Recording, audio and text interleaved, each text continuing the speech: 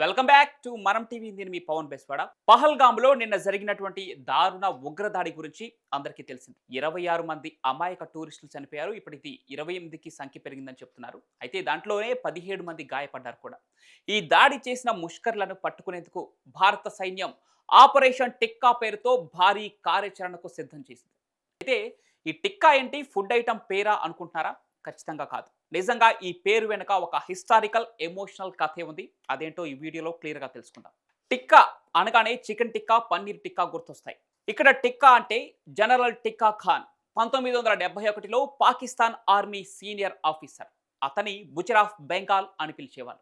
ఎందుకంటే నాటి ఈస్ట్ పాకిస్తాన్ అంటే ఇప్పటి బంగ్లాదేశ్లో అతను దారుణమైన అఘాయిత్యాలకు పాల్పడ్డాడు. 1971లో బంగ్లాదేశ్ స్వాతంత్రం కోసం ఉద్యమం జరుగుతోంది.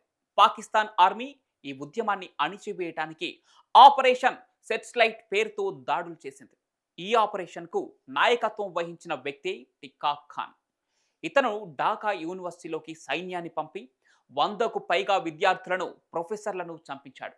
అంతేకాదు లక్షలాది బెంగాలీ మహిళలపై అత్యాచారాలు జరిగేలా తన సైన్యాన్ని ప్రోత్సహించాడు. మిలిటరీ ఆర్డర్స్లో బెంగాలీ జనాభాను మార్చటానికి ఇలాంటి దాడులు చేయమని చెప్పుకొచ్చాడు. ఒక దారుణమైన విషయం ఏంటంటే చుక్నగర్లో ఒక్క రోజులో 12,000 మందికి పైగా హిందువులను, బెంగాలీలను హతమార్చాడు. ఈ దారుణాల వల్ల టిక్కా ఖాన్ పేరు పాకిస్తాన్ ఆర్మీ హిస్టరీలోనే ఒక చీకటి అధ్యాయంగా నిలిచింది. ఇక అప్పుడు భారత సైన్యం బంగ్లాదేశ్ ముక్తి వాహినితో కలిసి టిక్కా ఖాన్ను బంధించడానికి ఆపరేషన్ టిక్కా అనే కోడ్ నేమ్తో ఒక స్పెషల్ మిషన్ను చేపట్టింది. ఈ ఆపరేషన్ 1971 బంగ్లాదేశ్ విమోచన యుద్ధంలో కీలకమైన భాగం.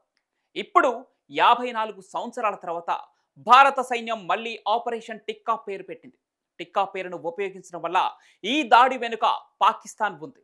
మేము దీన్ని ఊరికే వదిలేదు లేదని ఒక వార్నింగ్ ఇవ్వటానికి, అలాగే ఈ దాడికి మాస్టర్ మైండ్గా సైఫుల్లా కసూరి, లష్కర్ ఏ తోయిబా సెకండ్ ఇన్ఛార్జ్ను పట్టుకోవటమే టార్గెట్గా పెట్టుకుంది భారత సైన్యం. టిక్కా పేరు ఎంచుకోవటం వెనుక ఎమోషనల్, స్ట్రాటజిక్ కారణాలు కూడా చాలా ఉన్నాయి. 1971లో టిక్కా ఖాన్ చేసిన దారుణాలు భారతీయులకు, బంగ్లాదేశీయులకు ఇప్పటికీ గుండెలో గాయంలా ఉన్నాయి.